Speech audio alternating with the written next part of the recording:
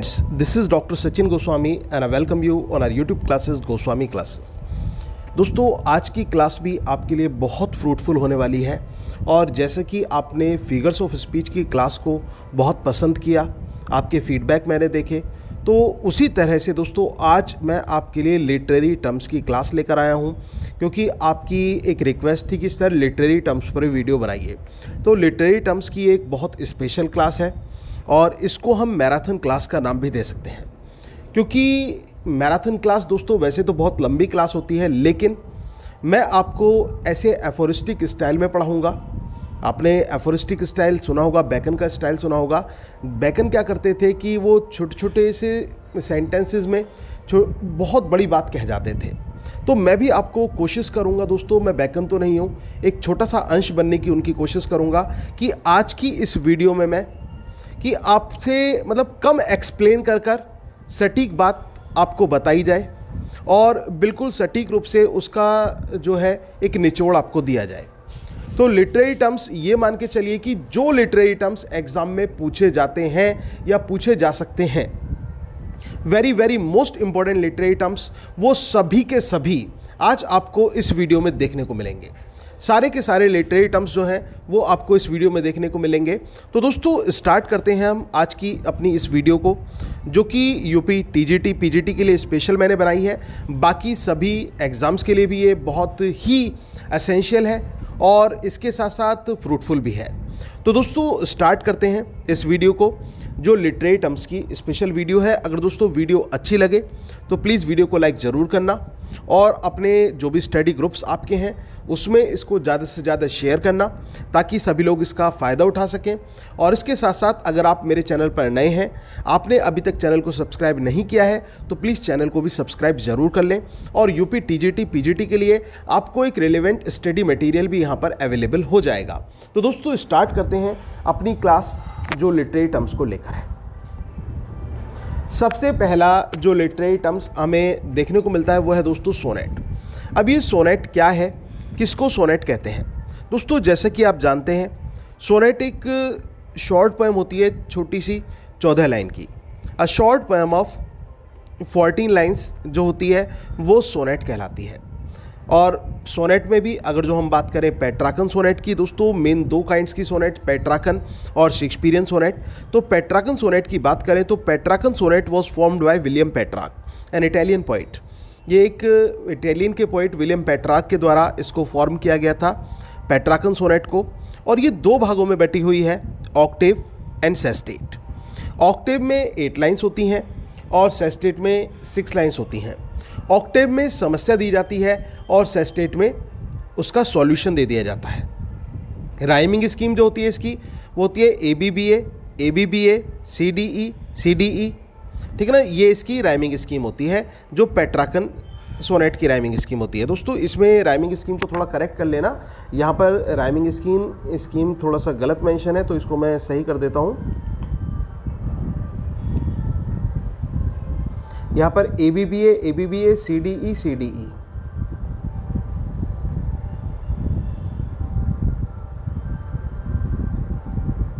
जो ये लास्ट में CD दे रखा है ना, ये नहीं आएगा। इसकी राइमिंग स्कीम क्या होती है? ABBA, CDE इसकी राइमिंग स्कीम होती है।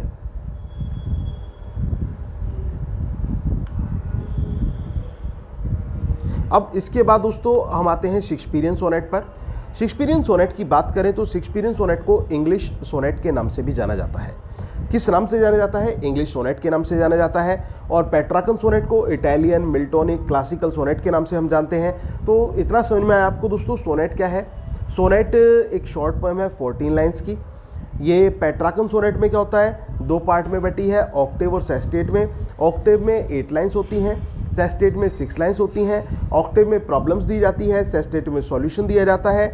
और जो राइमिंग स्कीम होती है ABBA, CDE, ये इसकी राइमिंग स्कीम होती है।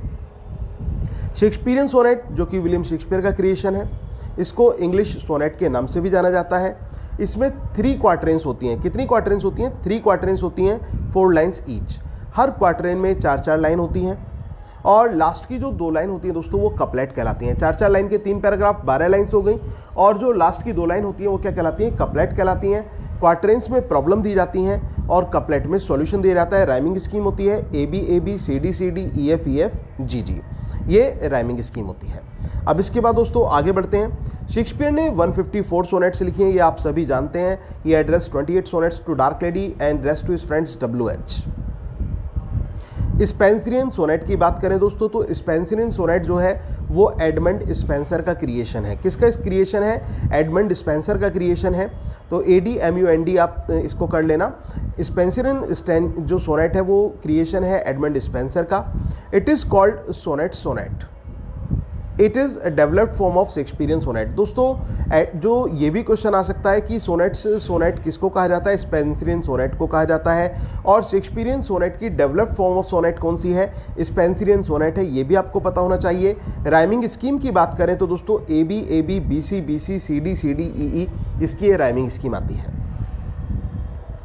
अब इसके बाद दोस्तों कर्टेल सोनेट आती है। कर्टेल सोनेट क्या होती है? जेराल्ड मैनली हॉपकिंस का आपने नाम सुना होगा। जेराल्ड मैनली हॉपकिंस का ये क्रिएशन है कर्टेल सोनेट। कहने का मतलब जेराल्ड मैनली हॉपकिंस के द्वारा बनाई गई है जो कर्टेल सोनेट है।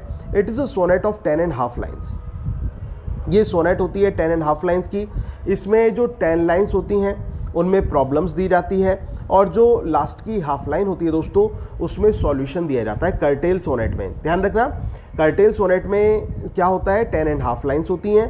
10 लाइन्स में प्रॉब्लम्स होती हैं और हाफ लाइन में उसका सॉल्यूशन दे दिया जाता है। पाइड ब्यूटी की बात करें हम, पीस एंड एस बॉक्स की बात करें, ये जो है ये कर्टेल सोनेट है GM हॉपकिंस की। अब इसकी राइमिंग स्कीम की बात करें तो दोस्तों ABCA BC, DBC DC और ABCA BC DC और BDC, ये इसकी राइमिंग स्कीम होती है कर्टेल सोनेट की। इसके बाद दोस्तों लिमरिक क्या है? लिमरिक क्या है इसको भी समझना आपको बहुत ज़रूरी है। Limerick is a humorous rhyming 5 lines poems. जो 5 लाइन्स पोएम्स होती हैं जिसमें ह्यूमरस राइमिंग होती हैं, ह्यूमरस राइमिंग 5 लाइन्स पोएम्स, इतना याद रख लेना दोस्तों, ह्यूमरस राइमिंग 5 लाइन्स पोएम्स क्या है? लिमरिक है। With a specific metre and rhyming scheme, एक स्पेसिफिक मीटर के साथ और राइमिंग स्कीम के साथ। Generally it has 3 strong stresses in line 1, 2 and 5 and 2 stresses in line 3 and 5। इसमें क्या होता है? 3 स्ट्रेसेस तो जो स्ट्रॉन्ग स्ट्रेसेस होते हैं वो लाइन 1, 2 and 5 में देखने को मिलते हैं और 2 स्ट्रॉन्ग स्ट्रेसेस हमें 3 and 4 में देखने को मिलते हैं। ठीक है ना? तो इसकी राइमिंग स्कीम की बात करें दोस्तों AA BB A इसकी राइमिंग स्कीम होती है। तो लिमरिक आपको समझ में आया, ह्यूमरस राइमिंग होती है, ये 5 लाइन्स की ह्यूमरस राइमिंग पोएम होती है। और इसमें क्या होता है? इसमें स्ट्रेस जो दिया जाता है 3 लॉन्ग स्ट्रेस आपको देखने को मिलेंगे 1, 2 and 5 लाइन्स में और इसके साथ 2 लॉन्ग स्ट्रेसेस आपको 3rd and 4th लाइन में देखने को मिलेंगे। इसके बाद दोस्तों हेकू के बारे में पूछ लिया जाता है एग्जाम में। हेकू क्या होता है दोस्तों? ये एक जापानीज़ वर्स फॉर्म होती है। हेकू जो होती है 17 syllables 3 line Japanese verse form. ध्यान रखना, 17 syllables 3 line Japanese verb forms.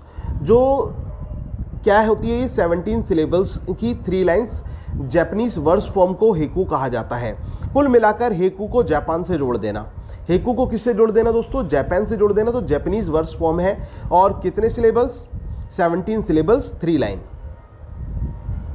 और जो फर्स्ट एंड थर्ड लाइन्स होती हैं हेकू की उसमें 5 सिलेबल्स होते हैं और सेकेंड लाइन में 7 सिलेबल्स होते हैं।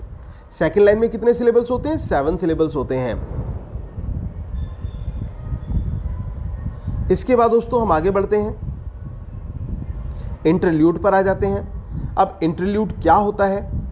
ये एक शॉर्ट ह्यूमरस प्ले होता है। क्या होता है दोस्तों? शॉर्ट ह्यूमरस प्ले होता है। A short humorous play that produce the characters of a humble rank, जो कि हम्बल रैंक के कैरेक्टर्स को प्रोड्यूस करता है वो इंटरल्यूड कहलाता है। जैसे कि जॉन हेवुड्स की द 4 PS जो है इंटरल्यूड का बेस्ट एग्जाम्पल कहा जा सकता है। इसके बाद दोस्तों हम आते हैं ओटवा राइमा पर। अब ये ओटवा राइमा क्या है? किसको ओटवा राइमा कहा जाता है? ओटवा 8 से तोड़ लीजिए, ओटवा 8, ओटवा 8, इस तरह से आप तोड़िए इसको। तो it is an 8 line stanza. Ottava को हमने किससे तोड़ा दोस्तों? 8 से तोड़ा। तो it is an 8 line stanza, ये 8 लाइन का स्टैंजा होता है। आयम्बिक पेंटामीटर इसमें होता है। डब्ल्यू बीट्स की पोएम की बात करें दोस्तों, तो डब्ल्यू बीट्स की poem among school children ottava rima का बेस्ट एग्जाम्पल है। राइमिंग स्कीम की बात करें, ए बी और सी, ये राइमिंग स्कीम होगी। इसके बाद दोस्तों हम आते हैं सेस्टीना। जैसे ओटवा को हमने 8 से तोड़ा, सेस्टीना को 6 से तोड़ दीजिए। सेस्टीना 6, तो it is A 6 line stanza. एक 6 लाइन स्टैंजा क्या होता है? सेस्टीना कहलाता है। याद रखना दोस्तों, 6 line stanza followed by a 3 line stanza. एक 6 लाइन का ऐसा स्टैंजा जिसको 3 लाइन के स्टैंजा के द्वारा फॉलो किया जाता है, वो सेस्टीना कहलाता है। क्या कहलाता है? सेस्टीना। तो फिलिप सिडनी का आर्केडिया इसका बेस्ट एग्जाम्पल है। सेस्टीना का बेस्ट एग्जाम्पल फिलिप सिडनी के आर्केडिया को हम कह सकते हैं। इसके बाद दोस्तों मोक एपिक की बात कर लेते हैं। मोक आप जानते हैं जो कॉमिक होता है, जिसमें ह्यूमर होता है, हास्य होता है, और एपिक आप जानते हैं ग्रंथ होता है। तो it is a heroic poem composed to mock its heroine. Hero को मोक करने के लिए, हीरोइन को मोक करने के लिए ये कंपोज की जाती है, हीरोइक पोएम होती है। इसका ग्रैंड स्टाइल होता है, लेकिन थीम जो होती है दोस्तों वो बहुत ही एक नीचे दर्जे की थीम हम कह सकते हैं, वो थीम ली जाती है। फॉर एग्जांपल आप रेप ऑफ द लॉक को ही ले लीजिए कि जो लॉक्स हैं, लॉक को रेप करने की थीम उसमें ली गई। और ड्राइडन का मैकफ्लिकॉन, और ये बेस्ट एग्जाम्पल है मॉक एपिक के, और अलेक्जेंडर पॉप का the rape of the lock. इसके बाद दोस्तों हम आते हैं विलेनली पर। अब ये विलेनली क्या है इसको भी समझना आपको ज़रूरी है। It is a 19 line poem made up of 5 tercets and a quatrains. ध्यान रखना दोस्तों, ये 19 लाइन की पोएम्स होती हैं, इसमें 5 टर्सेट्स होते हैं, ठीक है, और इसके अलावा एक क्वार्टरेन होती है। इसके अलावा क्या होती है? एक क्वार्टरेन होती है। अब Dylan Thomas do not go gentle into the good night is one of the best example of villanelle. Dylan Thomas की जो पोएम है do not go gentle into that good night, ये इसका बेस्ट एग्जाम्पल माना जाता है विलेनली का। तो कुल मिलाकर याद रख लेना कि 19 विलेन्स थे दोस्तों। इस विलेनली को याद रखने की ट्रिक क्या है? विलेनली को याद रखने की ट्रिक है कि 19 विलेन्स थे। कितने विलेन आए थे? 19 विलेन आए थे। इस तरह से आपके दिमाग में बैठ जाएगी कि 19 लाइन्स की बात हम करें एक्चुअली। तो it is a 19 line poems made up of 5 tercets and a quatrain. इसके बाद दोस्तों एलिगरी पर आ जाते हैं। एलिगरी क्या होती है दोस्तों? एक नैरेटिव पोएम होती है या एक प्रोज वर्क होता है, और इसमें सबसे बड़ी पहचान एलिगरी की क्या होती है? एलिगरी की सबसे बड़ी पहचान होती है सिंबॉलिकल रिप्रेजेंटेशन। सिंबॉलिकल रिप्रेजेंटेशन यानी कि प्रतीकात्मक रूप से चीज़ों को प्रेजेंट करना। प्रतीकात्मक रूप से जब हम चीज़ों को प्रेजेंट करते हैं तो वो एलिगरी कहलाता है, उसको एलिगरी कहा जाता है। अब इसमें जॉन बेनियन का पिलग्रिम प्रोग्रेस को देखिए आप, जॉन ड्राइडन के एब्सलम एंड एकिटोफिल को देखिए, ये एलिगरी के बेस्ट एग्जाम्पल आते हैं। और दोस्तों इसके अलावा स्पेंसर के फेरी क्वीन को भी आप देख सकते हैं, उसमें भी एलिगरी का बहुत अच्छा यूज़ किया गया है। क्रिस्टोफर मार्लो के भी वर्क को आप देख सकते हैं, उसमें डॉक्टर फॉस्टर्स में भी आपको एलिगरी का टच देखने को मिलेगा।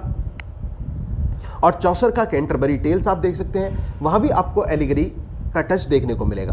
तो दोस्तों एलिगरी क्या होता है? एक नैरेटिव पोएम होती है जिसमें सिंबॉलिकल रिप्रेजेंटेशन दिया जाता है। अब इसके बाद दोस्तों हम आते हैं हमारे एनसी डॉट पर। अब ये जो हमारा एनसी डॉट है ये क्या है दोस्तों? इसको हम बोलेंगे an elaborated narration of single incident. इसको स्पेलिंग को सही कर लेना दोस्तों, कुछ स्पेलिंग्स गलत हैं। तो ये क्या होता है? An elaborated narration of single incident. एक सिंगल इंसिडेंट को जब एन एलोबरेट किया गया हो, मतलब ज़्यादा एलोबरेट उसको ना किया गया हो, सिंगल इंसिडेंट को रिप्रेजेंट किया गया हो, तो वो हमारा एनसी डॉट कहलाता है। अब इसके बाद दोस्तों आता है एफोरिज्म। एफोरिज्म जैसा कि मैंने आपको बताया, आज की ये क्लास भी आपको एफोरिस्टिक ही होने वाली है, क्योंकि इसमें आप क्या सीखेंगे? कम समय में आप ज़्यादा लिटरेरी फॉर्म्स आपको समझने को मिलेंगी। और इसी वजह से दोस्तों मैंने इसको एक नाम दिया है मैराथन क्लास का। मैराथन क्लास का इसको नाम दिया गया क्योंकि मैराथन क्यों? क्योंकि आपके लिए ये बहुत फ्रूटफुल है और सारी की सारी लिटरेरी टर्म्स जो आपके एग्जाम में पूछी जाएंगी दोस्तों, इनसे बाहर लिटरेरी टर्म्स नहीं आएगी। तो इनको आप अच्छी तरह तैयार कर लीजिए, तो मानो कि सब कुछ आपने लिटरेरी टर्म्स को अच्छी तरह से परफेक्ट कर लिया है। और इसके साथ साथ दोस्तों जो फिगर्स ऑफ स्पीच मैंने आपको समझाई उस वीडियो को जरूर देख लेना, फिर लिटरेरी टर्म्स और फिगर्स ऑफ स्पीच में आप मात नहीं खा पाएंगे। तो अब हम बात करते हैं एफोरिज्म की। एफोरिज्म क्या होता है? A pointed statement short in length but deep in meaning. एक पॉइंटेड स्टेटमेंट होता है एफोरिज्म, ये लेंथ में शॉर्ट होता है लेकिन मीनिंग में डीप होता है। फ्रांसिस बेकन के जो एसेज हैं दोस्तों वो एफोरिस्टिक स्टाइल के लिए जाने जाते हैं, उनके एफोरिज्म के लिए उनको जाना जाता है। इसके बाद दोस्तों हम बात करेंगे ऑटोबायोग्राफी की। ऑटोबायोग्राफी क्या होती है? Autobiography is a biography written by the writer about himself. ये डिटेल ऑफ एन अकाउंट होता है दोस्तों, किसी भी पर्सन की लाइफ का जब लेखा जोखा खुद व्यक्ति अपने बारे में लिखता है तो वो ऑटोबायोग्राफी होती है, जिसमें वो अपने जीवन के बारे में लिखता है, अपने जन्म के बारे में लिखता है, अपने जो है वो उसके बारे में लिखता है कि उसका जो जीवन का अनुभव रहा, उसके जो एक्सपेरिमेंट्स रहे, उसके जो अचीवमेंट्स रहे, वो उन सभी के बारे में इसमें लिखता है ऑटोबायोग्राफी में। तो ऑटोबायोग्राफी क्या है? ऑटोबायोग्राफी एक जो राइटर होता है उसके जीवन का लेखा जोखा होता है, जिसको हम हिंदी में आत्मकथा भी कहते हैं। तो दैट इज कॉल्ड ऑटोबायोग्राफी। वो क्या कहलाती है? उसको ऑटोबायोग्राफी कहा जाता है। अब इसके बाद दोस्तों हमारा आता है बायोग्राफी, कि बायोग्राफी क्या है, बायोग्राफी किसको कहा जाता है? तो बायोग्राफी क्या होता है? An account of someone's life written by someone else. ये किसी अन्य की जिंदगी के बारे में लिखा गया लेखा जोखा होता है, किसी थर्ड पर्सन के द्वारा इसको लिखा जाता है। बायोग्राफी जिसको हम जीवनी बोलते हैं, कोई भी अन्य व्यक्ति किसी के बारे में लिख सकता है, आप भी किसी के बारे में लिख सकते हैं, तो वो बायोग्राफी कहलाएगी, जिसमें उसके जीवन का पूरा लेखा जोखा दिया जाता है। In the words of John Dryden, John Dryden के शब्दों में देखें तो biography is the history of particular men's life. Biography क्या है? किसी व्यक्ति के जीवन की जो इतिहास है वही बायोग्राफी है। अब इसके बाद दोस्तों आप आ जाइए ब्लैक कॉमेडी पर, कि ब्लैक कॉमेडी क्या है, किसको ब्लैक कॉमेडी कहते हैं, लिटरेटम ब्लैक कॉमेडी क्या है ये? तो black comedy depicts comic, absurd and horrifying events simultaneously. It depicts nudity and sex also. Catch 22 by Joseph Heller, waiting for Godot by Samuel Beckett, ये ब्लैक कॉमेडी कहलाती है। दोस्तों इसमें क्या होता है? इसमें कॉमिक जो एपिसोड्स होते हैं उनको बहुत ही एब्सर्ड रूप में, एक भद्दे रूप में हम कह सकते हैं, वो दिखाया जाता है। हॉरिफाइंग इवेंट्स को दिखाया जाता है और इसके साथ साथ सेक्स को और न्यूडिटी को भी इसमें रिप्रेजेंट किया जाता है। और इसमें जैसे कि मैंने आपको बताया, जोसेफ हेलर का जो है कैच 22 और वेटिंग फॉर गॉडेट सैमुअल बेकेट का बेस्ट एग्जांपल्स हैं ब्लैक कॉमेडी के। अब इसके बाद दोस्तों आप आ जाइए बर्ल्सक्यू पर। किस पर आ जाइए? बर्ल्सक्यू। और बर्ल्सक्यू को आप जो है क्या है? ये एक सैटायरिक फॉर्म होती है दोस्तों, याद रख लेना। बर्ल्सक्यू क्या है? एक सैटायरिक फॉर्म है। It is a kind of imitation in the manner of form and style, और फॉर्म एंड स्टाइल के रूप में एक इमिटेशन के तौर पर है। It shows ridiculous disparity between the manner and the matter. ये एक रेडिकुलस डिस्पैरिटी को रिप्रेजेंट करती है, किसकी चीज़ के बीच में? मैनर और मैटर के बीच में, मैनर एंड मैटर के बीच में। तो कुल मिलाकर बर्ल्सक्यू जो है ना वो एक सैटायरिक है, ठीक है ना, सैटायर फॉर्म है। अब किसी ने आपसे कहा कि आप भाई क्यू में लग जाइए, और आप क्यू में लगना नहीं चाहते, उस लाइन में लगना नहीं चाहते, तो आपको लगा भाई ये तो सैटायरिक टोन में बोल रहा है, ये ऐसी टोन में बोल रहा है मुझसे, तो इस तरह से आप इसको दिमाग में बिठा सकते हैं। तो बर्ल्सक्यू मतलब क्यू में लगने को सैटायरिक टोन में कहा, तो इस तरह से ट्रिकी मेथड से दोस्तों ईजिली याद रह जाएगा।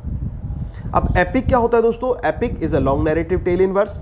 It is written about a serious subject. It starts with the invocation of God.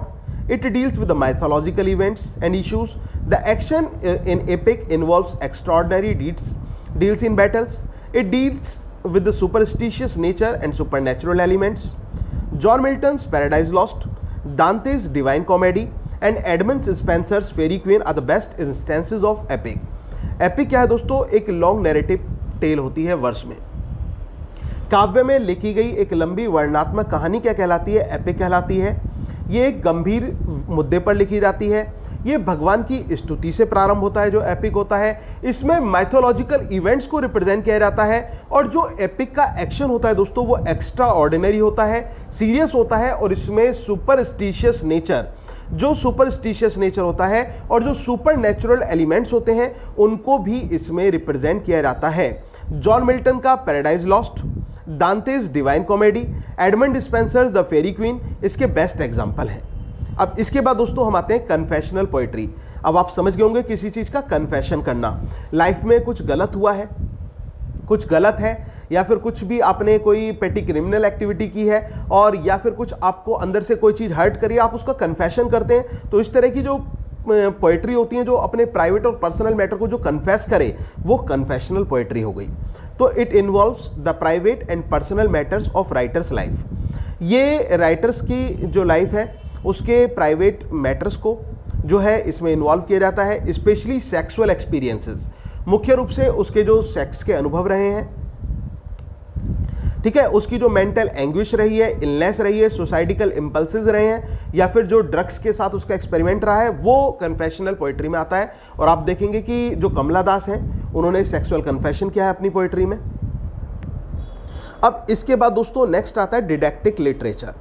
अब डिडैक्टिक लिटरेचर होता क्या है, ठीक है ना, इसमें क्या होता है, ये जो डिडैक्टिक लिटरेचर होता है दोस्तों ये इमेजिनेटिव और फिक्शनल फॉर्म में होता है। इसमें मॉरल, रिलीजियस और फिलोसॉफिकल डॉक्ट्राइन को रिप्रेजेंट किया जाता है। ध्यान रखना, डिडैक्टिक लिटरेचर है, इसमें मॉरल और फिलोसफी डॉक्ट्राइन को रिप्रेजेंट किया जाता है। कहने का मतलब एक नैतिकता को रिप्रेजेंट किया जाता है, इसमें दार्शनिक सोच को दर्शाया जाता है। जो डिडैक्टिक लिटरेचर होता है मतलब एक ऐसा लिटरेचर जो, इसको डिडैक्टिक को दोस्तों आप क्या करें, एक इससे ही मिलता जुलता शब्द है डेडिकेटेड, उससे तोड़ें। डिडैक्टेड को हमने किससे सिमिलर कंपैरिजन किया, डेडिकेटेड से। और डेडिकेट किसे करते हैं, आप किस चीज को डेडिकेट करना चाहोगे, दूसरों को, अपने स्टूडेंट्स को, जिससे उन्हें मॉरल मिले, ऐसी चीजों को ही तो डेडिकेट करना चाहोगे। तो कुल मिलाकर आप इससे दिमाग में ट्रिक से याद रख लीजिए, डिडैक्टिक लिटरेचर एक ऐसा लिटरेचर जो कि किस चीज को उजागर करता हो, मॉरल को, रिलीजियस पर्पस को और फिलोसॉफिकल टच को। तो ये होता है। इसके बाद दोस्तों डर्ज को आप तोड़ो डर से, और डर किससे लगता है, मौत से लगता है इंसान को, तो ये हो गया डेथ सॉन्ग। इसको क्या बोलेंगे हम, डर्ज क्या है, डेथ सॉन्ग है। डर्ज को आपने तोड़ लिया डर से हिंदी के, और डर किससे लगता है, मौत से लगता है। तो यहां पर डर्ज क्या है, dirge is a death song. Dirge एक डेथ सॉन्ग है, इस तरह से आप इसको दिमाग में बिठा सकते हैं। इसमें क्या होता है दोस्तों, it expresses poets grief on the death of a particular person. किसी व्यक्ति की जो मृत्यु होती है उस पर उसका जो दर्द है वो दर्शाया जाता है। It is in comparison to elegy, it is short and less formal. अगर जो एलेजी की कंपैरिजन करें तो ये लेस फॉर्मल होता है, ठीक है, और शॉर्ट एंड होता है। अब हम बात करते हैं एकिलॉग की। अब एकिलॉग क्या होता है दोस्तों, एकिलॉग इज ऑल्सो नोन एज बेकोलिक्स। एकिलॉग को बेकोलिक्स के नाम से भी जाना जाता है। सबसे पहले तो यही ध्यान रख लेना, एक बक, इस तरह से दिमाग में एक राइमिंग स्कीम बना लेना। एक और बक दो भाई हैं, इस तरह से दिमाग में बैठा लेना। तो एक और बक क्या है, दो भाई हैं। तो कहने का मतलब एकिलॉग और बेकोलिक्स ये दोनों एक ही का नाम है। तो it is the first of 3 major works of Latin poets Virgil. Literary it means draft selection of reckonings. इसका मतलब मेनली क्या होता है, लिटरेरी ड्राफ्ट सेलेक्शन होता है, एकिलॉग का मतलब जो होता है। अब इसके बाद दोस्तों हम आ जाते हैं डायस्टोपियन लिटरेचर पर। अब ये डायस्टोपियन लिटरेचर क्या होती है, dystopian literature is a form of speculative fiction that began as a response to utopian literature.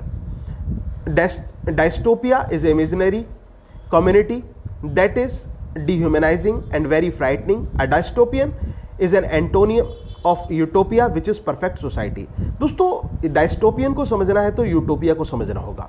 Utopia क्या होता है, यूटोपिया एक ऐसा स्थान होता है, कल्पनाओं का एक ऐसा स्थान होता है जिसमें खुशी ही खुशी होती है, जो बड़ा सुखद होता है, उसको यूटोपिया कहते हैं। यूटोपिया को अगर जो आपको तोड़ना है दोस्तों तो पिया से तोड़ दो। और पिया जो है वो कहाँ लेकर जाएगा, अपनी प्रीतमा को या फिर अपनी प्रेमिका को कहाँ लेकर जाएगा, ऐसे स्थान पर लेकर जाएगा कल्पनाओं के जो कि खुशी से भरा हुआ हो, और तो वो यूटोपिया हो गया।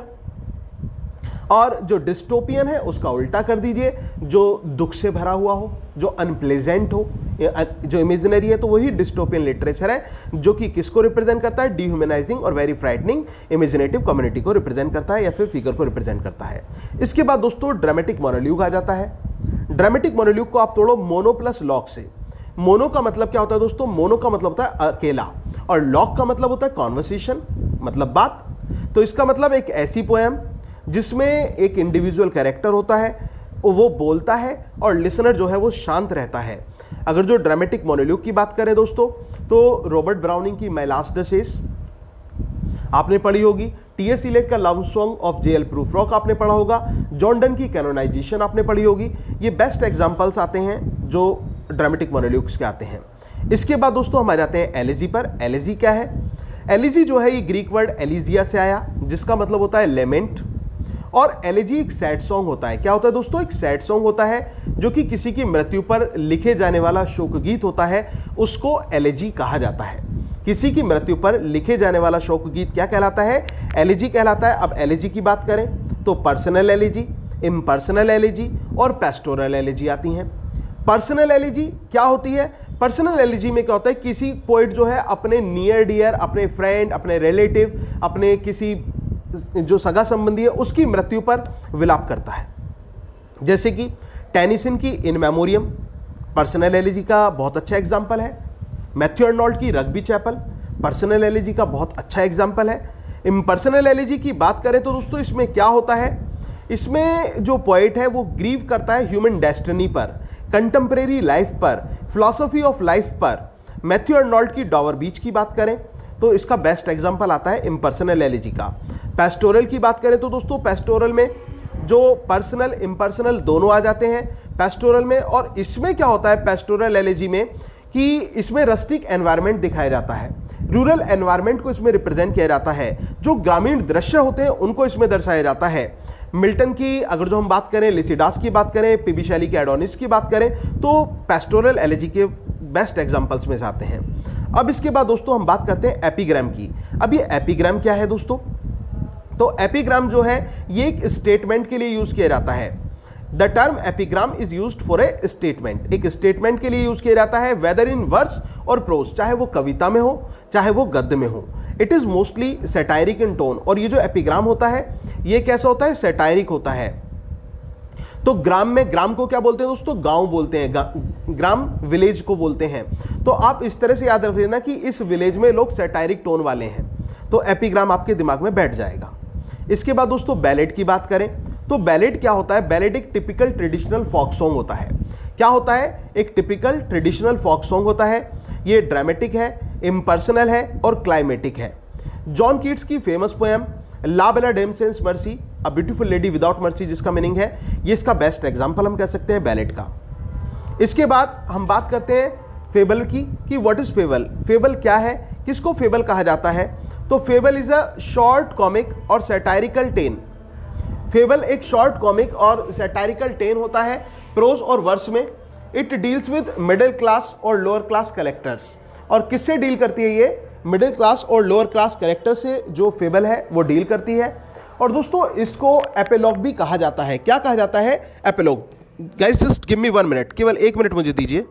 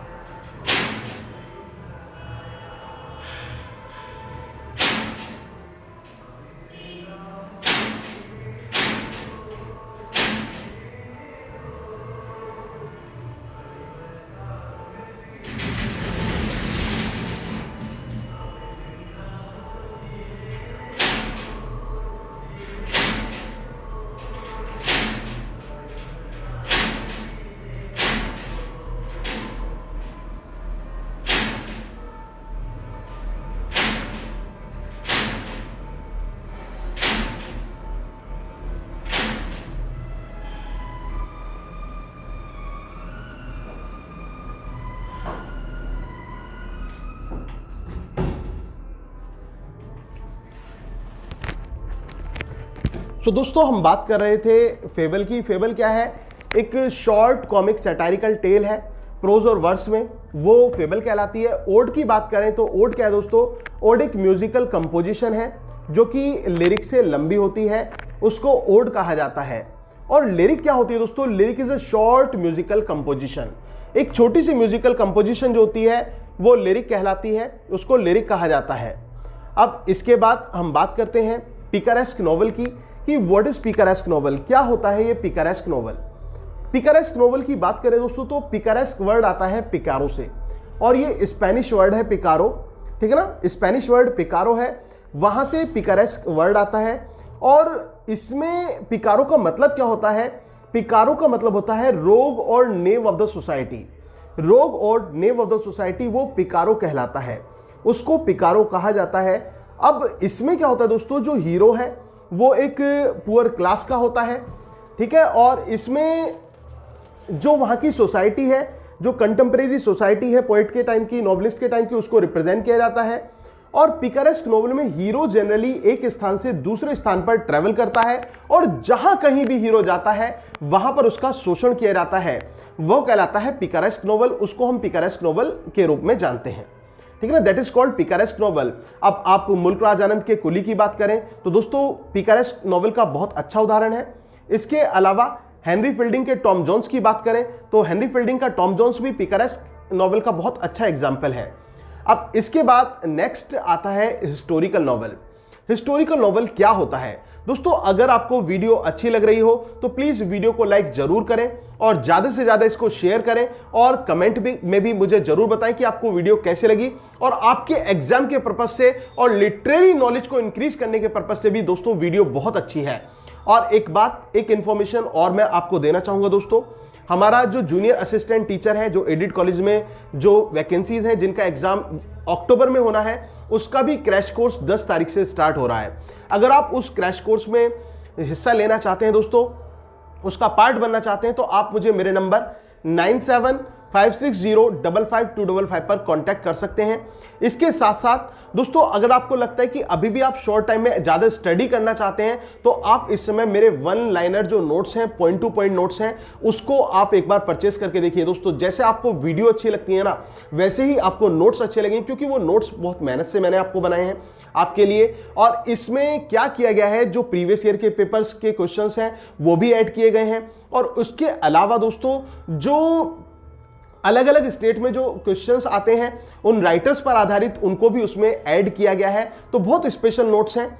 यूपी टीजीटी प्लस पीजीटी 1500 रुपए में, और यूपी टीजीटी जो है वो 1200 रुपीज में आप उसको परचेज कर सकते हैं। तो दोस्तों अगर जो आप उनको भी परचेज करना चाहते हैं तो आप मेरे नंबर 9756055255 पर कांटेक्ट कर सकते हैं। इसके साथ साथ यूपी टेट और सी टेट के न्यू बैचेस भी ऑनलाइन और ऑफलाइन दोनों मोड्स पर हमारे स्टार्ट हो रहे हैं, तो उसको भी आप ज्वाइन कर सकते हैं। तो अब हम बात करेंगे हिस्टोरिकल नॉवेल की। दोस्तों मैं थोड़ा सा एक मिनट का गैप लूंगा, थोड़ा सा ये म्यूजिक की आवाज़ आ रही है ऊपर से, तो मैं इनको जरा इसको म्यूजिक को बंद करा के आता हूँ। तो मैं नहीं चाहता कि कोई डिस्टर्बेंस आपको हो, क्योंकि टॉपिक बहुत अच्छा चल रहा है, क्लास अच्छी चल रही है। तो मैं बोलता हूँ किसी से, तो जस्ट अ मिनट।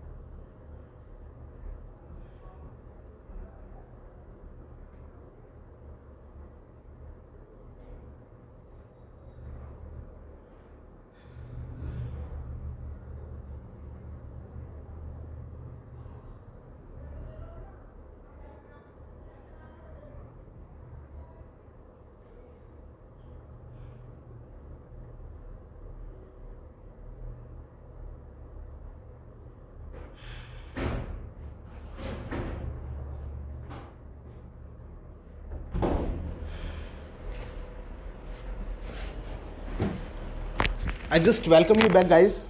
तो बात हम कर रहे थे हिस्टोरिकल नॉवेल की कि हिस्टोरिकल नॉवेल क्या होता है, किसको हिस्टोरिकल नॉवेल कहा जाता है। दोस्तों इससे ही समझने की कोशिश कीजिए हिस्टोरिकल नॉवेल कि ऐतिहासिक उपन्यास, लेकिन ऐसा नहीं है कि ये पूरी तरह से इतिहास पर आधारित होता है। हिस्टोरिकल नॉवेल में क्या होता है, दोनों चीज़ों को रिप्रेजेंट किया जाता है। जो हिस्ट्री से, कुछ पार्ट तो हिस्ट्री से ले लिया जाता है, और इसके अलावा दोस्तों जो रियल लाइफ होती है हमारी, उससे भी ये अटैच होता है। और आपके लिए एक इसमें इंपॉर्टेंट क्वेश्चन भी ये बनता है कि who is known as father of historical novels. जो हिस्टोरिकल नॉवेल्स है उसके फादर कौन कहलाते हैं? तो आपका आंसर क्या होगा? आपका आंसर होगा सर वॉल्टर स्कॉट। और एक चीज और आप यहां पर गौर कीजिए, देखिए ये क्वेश्चन आपका इंपॉर्टेंट है कि हिस्टोरिकल नॉवेल्स को लिटरेरी हाइब्रिड कहकर किसने पुकारा है?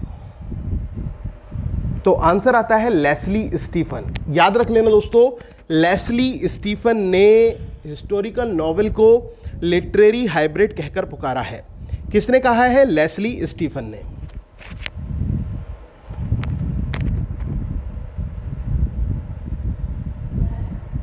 इसके बाद हम बात करते हैं गॉथिक नॉवल की कि गॉथिक नॉवल क्या होता है। दोस्तों बहुत आसान है समझना।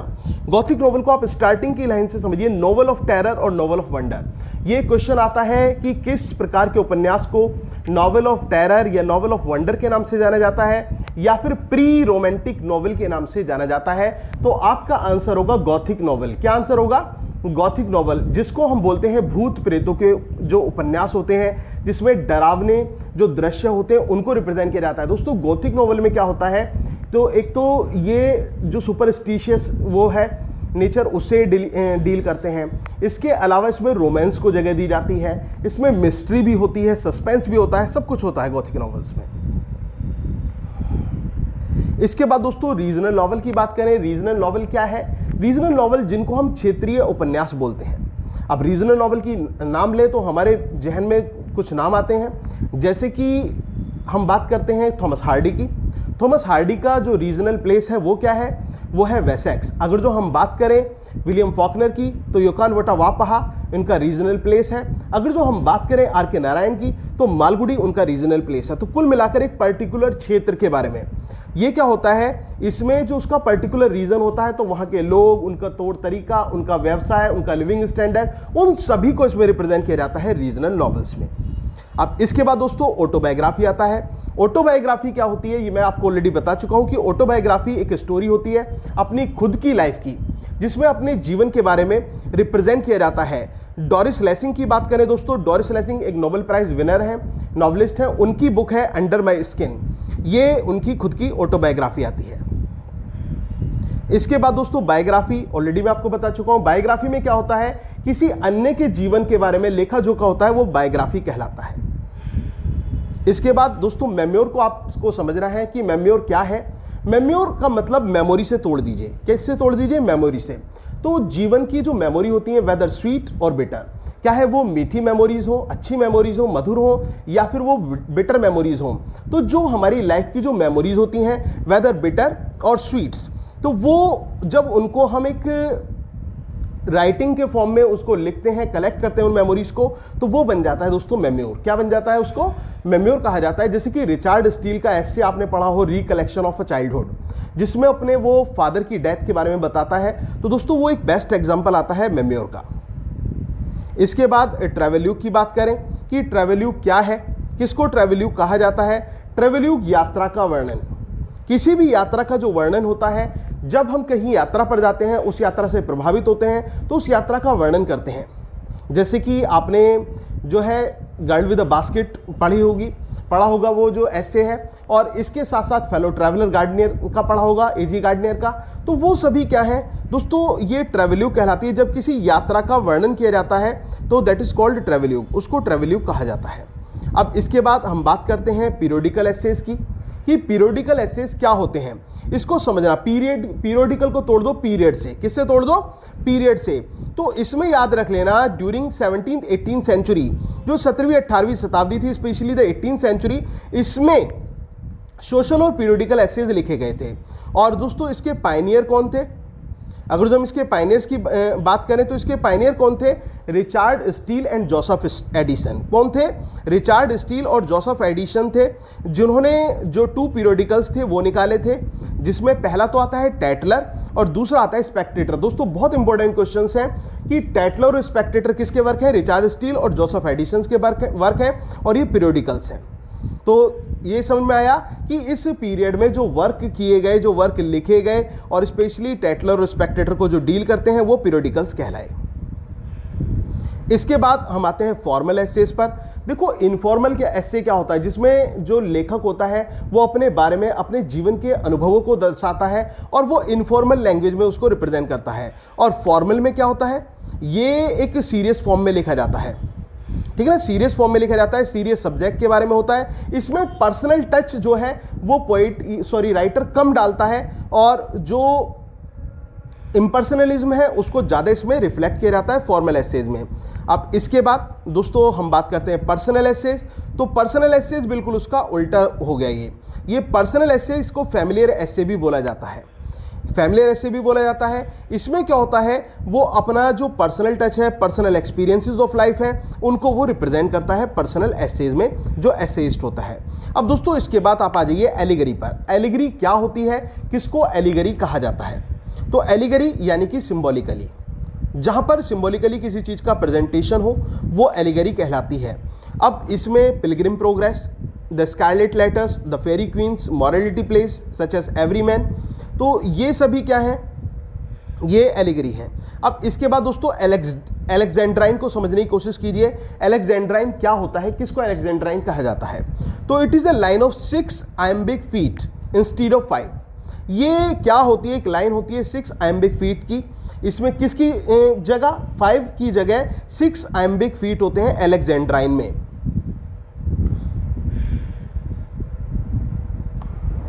और it appears that it was evolved by Shakespeare by adding the Alexandrine, Spencer by adding the Alexandrine। वो स्पेंसर थे जिन्होंने इसमें एलेक्जेंड्राइन को इसमें ऐड किया था। तो इज दैट क्लियर? इसके बाद दोस्तों एफोरिज्म में आपको बता ही चुका हूं। जो एफोरिज्म क्या होता है? जो एफोरिस्टिक स्टाइल होता है, यानी कि छोटे छोटे वाक्यों में या फिर छोटे शब्दों में गहरा मीनिंग दे देना, वो एफोरिज्म कहलाता है। जैसे कि आप बैकन के एसेस को देखेंगे, वहां पर छोटी छोटी सी बात वो कहते हैं लेकिन बहुत गहरा कह जाते हैं। इसके बाद दोस्तों कैटास्ट्रॉफी क्या है? कैटास्ट्रॉफी को भी समझना बहुत जरूरी है। तो it signifies the complete often sudden devastation of the fortune of a character, often the hero and or the heroine in a play piece of fiction। किसी प्ले में या किसी उपन्यास में हीरो का या हीरोइन के कैरेक्टर का एक सडन फॉल हो जाना, अचानक से फॉल हो जाना, वो कहलाता है कैटास्ट्रॉफी। क्या कहते हैं उसको दोस्तों? उसको हम कैटास्ट्रॉफी बोलते हैं। इसके बाद दोस्तों कैथार्सिस क्या होता है? कैथार्सिस की थ्योरी आपकी ट्रेजेडी में अप्लाई होती है। कैथार्सिस वर्ड ग्रीक के वर्ड परगेशन से आता है और परगेशन का मतलब होता है प्यूरिफिकेशन, यानी कि शुद्धिकरण। और किस चीज की शुद्धि इसमें की जाती है?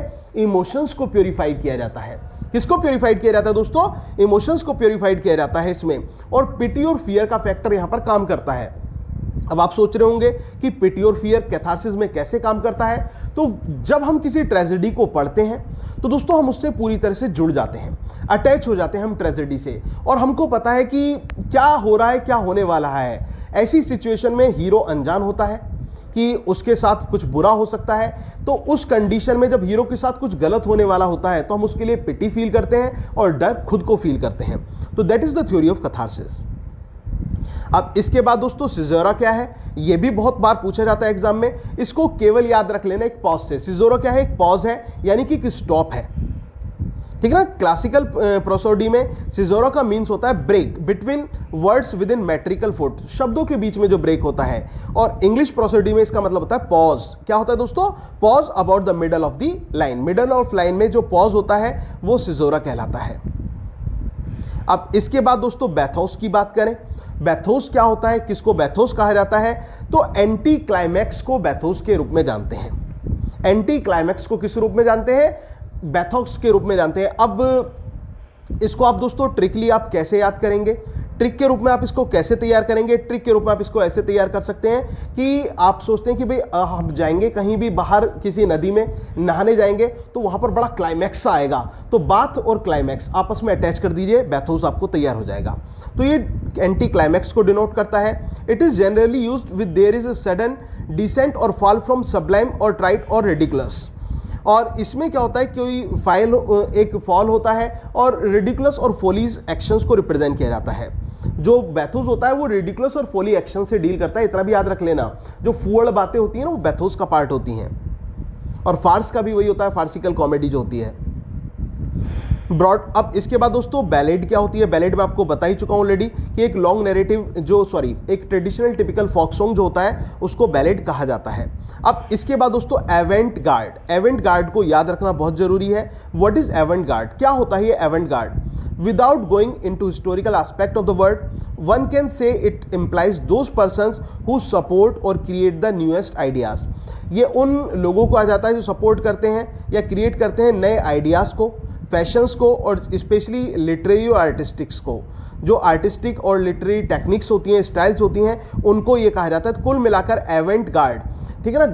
गार्ड को क्या करता है दोस्तों? सपोर्ट करने वाला होता है। गार्ड, इसको दूसरे स्पेलिंग बदल दीजिए, गार्ड से आप तुलना कर दीजिए। गार्ड जो होता है वो देखरेख करता है, सपोर्ट करता है। तो इस तरह से यहाँ पर एवेंट गार्ड क्या है? एवेंट नाम मान लो और गार्ड मतलब गार्ड करने वाला। और किस चीज़ की वो गार्ड करेगा? न्यू आइडियाज़ को, फैशंस को, टेक्निक्स को लिटरेचर में वो गार्ड करेगा। तो एवेंट गार्ड हो गया।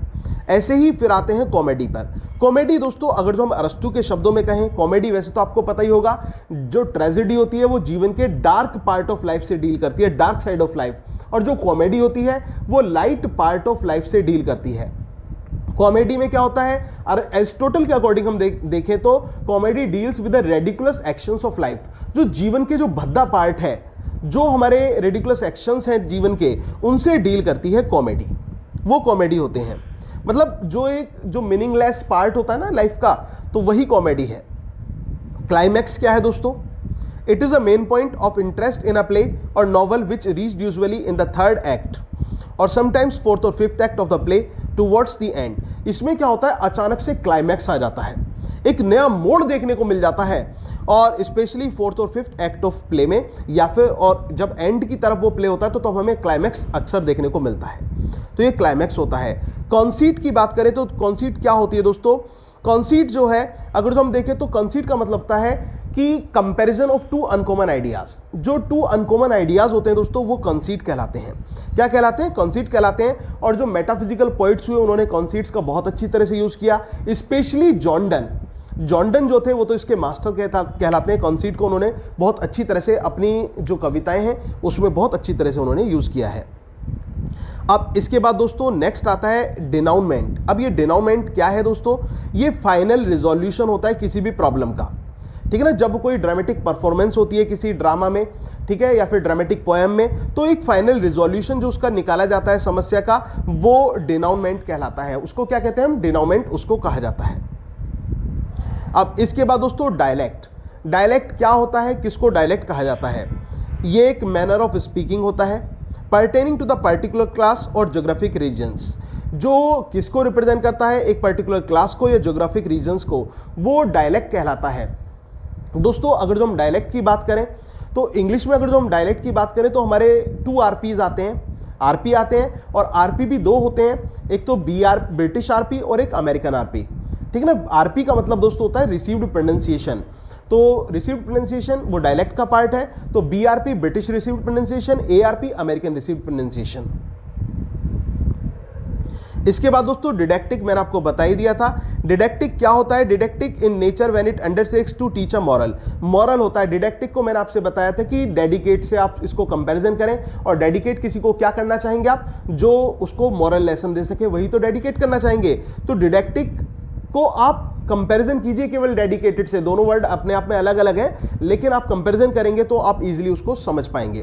डेडिकेट करेंगे मॉरल लेसन को किसी को, तो इस तरह से आप डिडैक्टिक पोएट्री को समझ सकते हैं। मॉरल से तोड़ दीजिए डिडैक्टिक को। अब इसके बाद दोस्तों डायरी क्या होती है? जो हमारी जीवन का जो प्राइवेट रिकॉर्ड होता है या फिर जो पर्सनल होता है, जो हम डेली लिखते रहते हैं, एक डायरी में नोट करते रहते हैं, जब हम उसको पब्लिश कराते हैं तो दोस्तों वो क्या बन जाती है? वो बन जाती है डायरी। उसको डायरी कहा जाता है। इसके बाद डिक्शन क्या होता है? डिक्शन सिंपल सी बात है, selection of words. Selection of words उसको डिक्शन कहा जाता है। Arrangement and selection of words that is called diction, उसको हम डिक्शन बोलते हैं। इसके बाद दोस्तों डॉक्यूमेंट्री क्या होता है? तो डॉक्यूमेंट्री क्या होती है, इसमें क्या जो होती है, provided by newspaper, recent historical reports और other contemporary recent factual evidence. ये फॉर्म ऑफ फिक्शन होता है या ड्रामा होता है। इसमें जो ये किस पर आधारित होती है, जिसको कहते हैं ना कि क्या कहते हैं, पूरी एक बैकग्राउंड रिपोर्ट तैयार करना, हर जगह जा जाकर एक रिसर्च करना, न्यूज़पेपर के थ्रू, हिस्टोरिकल रिपोर्ट्स के थ्रू और इवन विजिट्स के थ्रू, तो वो डॉक्यूमेंट्री बनती है। आपने देखा भी होगा कि बहुत सी मूवीज़ ऐसे बनती हैं जो डॉक्यूमेंट्री होती हैं। सचिन के ऊपर आपने देखा होगा कि सचिन के ऊपर मूवी बनी, धोनी के ऊपर मूवी बनी, तो ये क्या है, सब डॉक्यूमेंट्री तो है दोस्तों। ड्रामेटिक आयरनी क्या होती है, किसको ड्रामेटिक आयरनी कहा जाता है? तो it is a device occurring in a drama when a character on stage is unaware of a fact which the audience know and understand. जो कैरेक्टर है स्टेज पर, वो उस फैक्ट के बारे में अनअवेयर है और जो कि ऑडियंस है वो उस चीज़ को जानती है और समझती हैं, तो उसको बोलते हैं ड्रामेटिक आयरनी। क्या बोलते हैं उसको? Dramatic irony. दोस्तों ड्रामेटिक मोनोलॉग क्या है? ड्रामेटिक मोनोलॉग एक ऐसी पोएम है जिसमें स्पीकर बोलता है और लिसनर बिल्कुल शांत रहता है। अब एनसाइक्लोपीडिया आप सभी को पता होगा, आपको जब कुछ सर्च करना होता है तो आप गूगल पर जाते हैं, वहाँ पे एनसाइक्लोपीडिया देखते हैं। तो एनसाइक्लोपीडिया क्या देता है? एक डिटेल्ड नॉलेज देता है। तो इसमें क्या होता है, many aspects of knowledge, specialist work convening comprehensively a subject और अ डिसिप्लिन। तो जब सारे के सारे aspects of knowledge all together आ जाते हैं, एक साथ आ जाते हैं, तो वो एनसाइक्लोपीडिक बन जाते हैं। इसके बाद दोस्तों एपिग्राम क्या होता है? It signifies some brief witty words saying और पीस ऑफ राइटिंग। कुछ विटी वर्ड्स और ब्रीफ में जिस चीज़ को रिप्रेजेंट किया जाता है वो एपिग्राम बन जाता है। जैसे कि मैंने आपको उसको ग्राम को विलेज से आपको जोड़कर दिखाया था और उसको मॉरल से आप तोड़ दीजिए। एपिलॉग क्या है दोस्तों? It is the last item of a work of art as in a drama which often declares और comments upon the conclusion of the work। जो पूरा का पूरा वर्क है उसके कंक्लूजन पर एक कमेंट करना एपिलॉग कहलाता है। जब लोग कमेंट करते हैं, इस तरह से याद रख लेना कि पिक्चर देख ली, पिक्चर देखने के बाद लोग क्या करेंगे? कमेंट करेंगे। लोगों का काम है कहना, तो वो तो कहेंगे ना। तो ये इस तरह से आप एपिलॉग को दोस्तों तोड़ सकते हैं। इसके बाद दोस्तों आ जाइए एपिस्टल पर। एपिस्टल क्या है? एपिस्टल एक डायरेक्ट एड्रेस होता है दूसरे व्यक्ति के लिए, a letter in the form of words. ठीक है ना? A direct address to another person, a letter in the form of words. एक लेटर होता है जो वर्ड्स के फॉर्म में लिखा जाता है। ठीक है ना? वर्ड्स के फॉर्म में जो लेटर लिखा जाता है। तो अब इसके बाद दोस्तों एपिटैफ आप जानते होंगे कि किसी भी व्यक्ति की, जो मृतक व्यक्ति है उसकी कब्र पर जो खुदे हुए शब्द होते हैं वो एपिटैफ कहलाते हैं। Valediction to a dead person और पर्सन्स इंस्क्रिप्शन और ए टॉम और a grave that is called epitaph. तो एपिटैफ, एपिस्टल, एपिलॉग और इसके अलावा एपिग्राम, इन सभी को समझना बहुत जरूरी है। थोड़ा थोड़ा सा अंतर है। एपिग्राम मैंने आपको बताया कि इसमें क्या होता है, मॉरल विटी वर्ड्स होते हैं, और एपिलॉग के बारे में आपको क्या बताया, लोग क्या करते हैं? कमेंट करते हैं। तो इस तरह से आप तोड़ दीजिए कि ड्रामे के लास्ट में जो डिक्लेरेशन ऑफ कमेंट होता है as a conclusion that is called epilogue. Epistle क्या है? एपिस्टल आपको ध्यान रख लेना कि एक लेटर के फॉर्म में, a letter in the form of words. और एपिटैफ क्या है? एपिटैफ जो कब्र पर खुदे हुए शब्द हैं। फिर इसके बाद दोस्तों आइए एपिटेट पर। एपिटेट क्या है ये दोस्तों? It comprises a word of groups of words describe a chief characteristics of a person. किसी व्यक्ति के जो एक विशेषता है उसको बताने वाले जो शब्द हैं या फिर शब्दों का समूह है वो एपिटेट है। जैसे कि Alexander the great, the Holi Bible, तो यही उसको पूरा रिप्रेजेंट करते हैं। इसके बाद दोस्तों हम आते हैं फेबल पर। फेबल क्या होता है? A short narrative in prose और verse often with animals that points a moral. एक क्या होती है, एक छोटी सी एक वर्स होती है दोस्तों, जो बच्चों की कहानियां होती है ना, जिसमें एक मॉरल होता है, नैतिक शिक्षा दी जाती है, वो फेबल कहलाती है, छोटी सी कहानी प्रोज और वर्स में। इसके बाद दोस्तों फॉकटेल क्या होती है? फॉकटेल वो कहानियां होती हैं, दादी माँ की कहानी आप सुन लीजिए, वो फॉकटेल ही तो होती हैं कि जो जनरेशन टू जनरेशन हम सुनाते आते हैं, बच्चों को सुनाते हैं, और हमें भी सुनाई गई थी और आगे भी सुनाई जाएंगी, वो फॉकटेल है। इंडियनिज्म क्या होता है दोस्तों? लिटरेरी टर्म्स में इंडियनिज्म को भी ऐड किया गया है। तो इंडियनिज्म क्या होता है? When an expression is commonly used in India. जब एक एक्सप्रेशन को मुख्य रूप से इंडिया में यूज किया जाता है but is not used by the English जब लेकिन इंग्लिश के द्वारा यूज नहीं किया जाता है, कहने का मतलब अंग्रेजों के द्वारा यूज नहीं किया जाता, इट इज कॉल्ड एन इंडियनिज्म। इसको इंडियनिज्म कहा जाता है, जहां पर हम इंडियन शब्दों का यूज करते हैं, ठीक है ना, तो उसको इंडियनिज्म कहा जाता है। लिमरिक आपको मैं बता ही चुका हूं, ह्यूमरस वर्स है 5 जिंगलिंग लाइन्स में। लिंग्विस्टिक क्या होती है दोस्तों? ये साइंटिफिक स्टडी ऑफ लैंग्वेज होती है। Linguistic, lingua plus stick, lingua और स्टिक से लिंग्विस्टिक बनाया, जिसका मतलब होता है साइंटिफिक स्टडी ऑफ लैंग्वेज। और फोनेटिक्स की बात करें तो scientific study of the knowledge of sounds, so that is called phonetics. अब इसके बाद दोस्तों हम आ जाते हैं लिटोटेट्स पर। अब लिटोटेट्स क्या है? ये अकिन टू अंडरस्टेटमेंट, ये अंडरस्टेटमेंट से जुड़ा हुआ है और इसका जो यूज किया जाता है राइटर्स के द्वारा, वो एम्फेसिस किया जाता है डिजायर्ड मीनिंग को लेकर। जैसे कि साफ साफ नहीं कह पाते तो बिल्कुल उस रूप में क्या कहते हैं वो, India is not lagging in information technology. कहने का मतलब जो इंडिया है वो इंफॉर्मेशन और टेक्नोलॉजी में ज़्यादा पीछे नहीं है। अब लेजेंड क्या है दोस्तों? लेजेंड किसको कहते हैं? Story about a particular person containing myth and historical fact, explanation of symbols on a map और अ चार्ट। लेजेंड क्या है? एक स्टोरी है, एक स्टोरी है किसी पर्टिकुलर पर्सन के बारे में, जिसमें मिथ को रिप्रेजेंट किया जाता है, हिस्टोरिकल फैक्ट्स को रिप्रेजेंट किया जाता है, और इसमें एक्सप्लेनेशंस ऑफ सिंबल्स होता है किसी मैप या चार्ट पर। इसके बाद दोस्तों आ जाइए मिरेकल और मिस्ट्री प्लेस पर। तो ये जो मिरेकल और मिस्ट्री प्लेस थे, इनकी हम बात करते हैं। तो these place were sponsored by the church and were originally held with in the premises of the church. ये चर्च के द्वारा स्पॉन्सर किए जाते थे और चर्च के परमिसेस में ही ये होते थे। But later as the number of audience swelled and boundaries of the church seem to limited and place begin of be held outside the church. लेकिन बाद में ये आउटसाइड ऑफ चर्च भी होने लगे। The miracle plays represented the life of saints and later for the biblical theme. ध्यान रखना दोस्तों, मिरेकल प्लेस जो हैं वो सेंट्स की लाइफ से डील करते हैं, मतलब जो साधु संत होते हैं उनके जीवन से डील करते हैं और बिब्लिकल इसकी थीम होती है। और जो मिस्ट्री प्लेस होते हैं दोस्तों, इसमें क्या होता है? Represent scenes from the life of Jesus Christ. जो जीसस क्राइस्ट है, कहने का मतलब जो रिलीजियस कॉन्सेप्ट है उससे डील करते हैं। इसमें सस्पेंस भी होता है, इसमें आपके एक्शंस भी होते हैं, तो उसको रिलीजन को भी रिप्रेजेंट किया जाता है। जो सुपरस्टिशियस नेचर होता है उसको भी रिप्रेजेंट किया जाता है। अब इसके बाद दोस्तों मोक हीरोइक पर आ जाइए। मोक हीरोइक मैं आपको वैसे ऑलरेडी बता चुका हूँ। मोक हीरोइक में क्या होता है कि एक मोक हीरोइक पोएम जहां पर कॉमिक और ह्यूमरस वे में रिप्रेजेंट किया जाता है, स्पेशली मोक किया जाता है हीरो या हीरोइन को। रेप ऑफ द लॉक इसका बेस्ट एग्जांपल है। अब इसके बाद दोस्तों मॉडर्निज्म पर आप आइए। What is modernism? क्या होता है मॉडर्निज्म? आधुनिकता। अगर जो हम प्रेजेंट टाइम की बात करें तो पोस्ट मॉडर्निज्म में हम रह रहे हैं। तो मॉडर्निज्म लिटरेचर की बात करें तो towards the close of 20th century, 20वीं शताब्दी के अंत में, a movement against such modes as realism and naturalism started in all forms of literature as art such as poetry, drama, novel, music, painting, art, architecture, sculpture, etc. तो यहाँ पर क्या हुआ कि एक मूवमेंट हुआ किसके अगेंस्ट? रियलिज्म के और नेचुरलिज्म के अगेंस्ट। तो ये सभी फॉर्म में हमें देखने को मिला, पोइट्री में भी, ड्रामा में भी, नॉवल में भी, म्यूजिक में भी, पेंटिंग में भी, आर्किटेक्चर में भी, स्कल्पचर में भी। तो ये जो हुआ which continued unabated during the first world war period and partly up to the middle of the century. और ये फर्स्ट वर्ल्ड वॉर पीरियड तक ये कंटिन्यू रहा था, जो मॉडर्निज्म का टाइम हमारा रहा।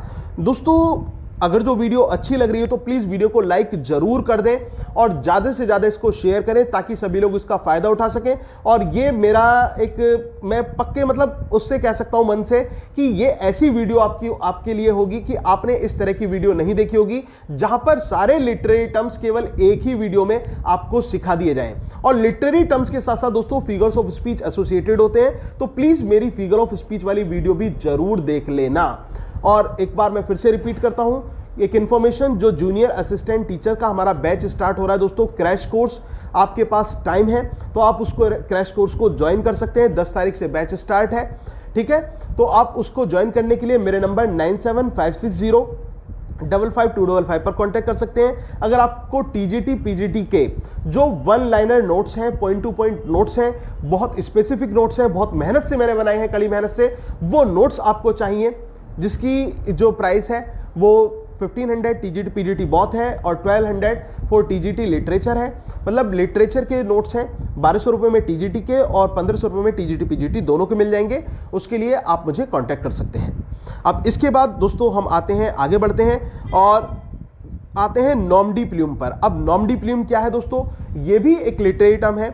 The term use to indicate fictitious name used by a writer to represent his work. ये क्या होता है? एक फिक्शियस नेम है जो राइटर अपने वर्क को प्रेजेंट करने के लिए यूज करता है, that is called nom de plume. Nom de plume, तो केवल नॉम को नेम से याद रख लेना, नेम, ठीक ना। क्या रख लेना आप, इसको ट्रिक दोस्तों ये है, प्लम नाम रख लिया।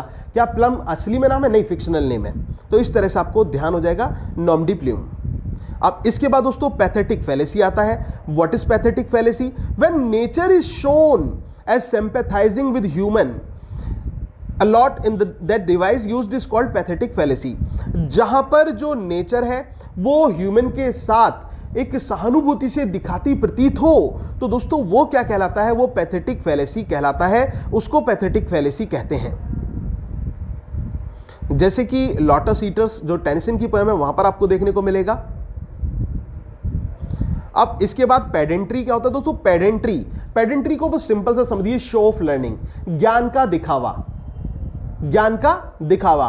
पेडेंट्री को तोड़ने का ट्रिकी मेथड में समझने का स्टाइल है ट्री कैसा होता है? बड़ा होता है। उसी तरह से आप ट्री की तरह अपने बड़े ज्ञान का दिखावा कर रहे हैं, तो दैट इज कॉल्ड पेडेंट्री।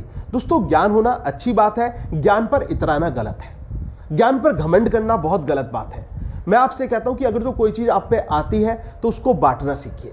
और विद्या तो दान करने से बढ़ती है, विद्या तो देने से बढ़ती है। तो जितना आप दूसरों के साथ शेयर करेंगे चीज़ों को, जितना अपनी नॉलेज को बांटेंगे, उतना ही विद्या आपको आएगी। तो दोस्तों पेडेंट्री क्या है? पेडेंट्री शो ऑफ लर्निंग है। क्या है दोस्तों? शो ऑफ लर्निंग होता है, ज्ञान का दिखावा, जो कि एक अच्छी बात नहीं है। और पेडेंट्री में इसमें क्या होता है? डिस्प्ले ऑफ नॉलेज होता है, जिसमें फॉरेन वर्ड्स और फ्रेजेस को एक्सप्रेस किया जाता है, एल्यूजन्स को, आर्किक वर्ड्स को, हाई साउंडिंग को, कैटलॉजिंग को। अब इसमें कुल मिलाकर क्या है? It is the show off learning. अब इसके बाद दोस्तों पोएटिक जस्टिस की हम बात करते हैं। What is poetic justice? Poetic justice क्या होता है? इट मीन्स द रिवार्ड और punishment handed down to the characters at the end of a work of art according to their deeds. जैसा कि भाई जैसा काम करोगे वैसा परिणाम मिलेगा, वैसा रिजल्ट मिलेगा। तो ये एक रिवार्ड होता है या पनिशमेंट होता है अकॉर्डिंग टू वर्क, जिसको हम पोएटिक जस्टिस बोलते हैं, और एंड ऑफ द वर्क में हमें देखने को मिलता है। इसके बाद दोस्तों आता है सुडोनियम।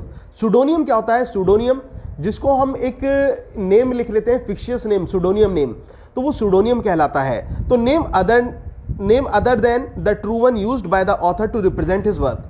जैसे कि आपने पता है जॉन गाल्सवर्दी ने जॉनसन जॉन को यूज किया, तो ये सुडोनियम नेम होता है। ट्रेजेडी क्या होती है? अगर जो हम एरिस्टोटल की बात करें तो दोस्तों tragedy is an imitation of an action that is serious, complete and of a certain magnitude. वो ट्रेजेडी होती है। ट्रेजेडी दुखांत होता है जो जीवन के डार्क पार्ट से डील करता है, और सीरियस एक्शंस को ये रिप्रेजेंट करता है, जो ट्रेजेडी होती है। अब ट्रेजिक फ्लॉ क्या होता है दोस्तों? ट्रेजिक फ्लॉ यानी कि हेमर्शिया, और हेमर्शिया यानी कि एरर ऑफ जजमेंट, और एरर ऑफ जजमेंट यानी कि मिस शॉट या मिसिंग ऑफ द मार्क। तो कुल मिलाकर हीरो के द्वारा की गई एक बहुत बड़ी गलती क्या कहलाती है? ट्रेजिक फ्लॉ कहलाती है, जिसकी वजह से हीरो को कष्ट सहना पड़ता है और अंत में हम देखते हैं कि उसकी मृत्यु भी हो जाती है। अब इसके बाद क्या होता है? किसको ट्रैक्ट कहते हैं? तो ट्रैक्ट एक रिलीजियस और पॉलिटिकल वर्क होता है, ठीक है ना। प्रिंटेड ट्रेटाइज और रिलीजियस और पॉलिटिकल सब्जेक्ट, जैसे कि आपने डाइवोर्स ट्रैक्ट मिल्टन के पढ़े होंगे, तो वो ट्रैक्ट कहलाता है, उसको हम ट्रैक्ट कहते हैं। तो दोस्तों ये थी हमारी लिटरेरी टर्म्स की आज की एक मैराथन वीडियो। उम्मीद है कि आपको अच्छी तरह से समझ में आई होगी। आपको सारे लिटरेरी टर्म्स जो मैंने आपको समझाए, और इनसे ज़्यादा एग्जाम में नहीं पूछा जाएगा, इनको प्लस फिगर ऑफ स्पीच वाली वीडियो मेरी, उसको भी जरूर देख लेना। डिस्क्रिप्शन बॉक्स में लिंक डाल दूंगा फिगर ऑफ स्पीच वाली वीडियो का। तो फिर आपको बिल्कुल भी घबराने की जरूरत नहीं है, जरा सा भी डरना नहीं है दोस्तों। और जो मेरे साथी जो एग्जाम को लेकर चिंतित हो रहे हैं, फोबिया का शिकार हो रहे हैं, तो मैं उनसे यही कहूंगा कि इस फोबिया को निकाल फेंको। केवल और केवल लिटरेचर को दिल से पढ़ो, और मन से पढ़ोगे तो खुशी मिलेगी, क्योंकि साहित्य का नाम है खुशी देना। तो आपको खुशी जरूर मिलेगी, और उस खुशी के साथ साथ आपका जो ज्ञान है वो भी बढ़ता चला जाएगा, और एग्जाम भी आप इजीली क्रैक कर पाएंगे।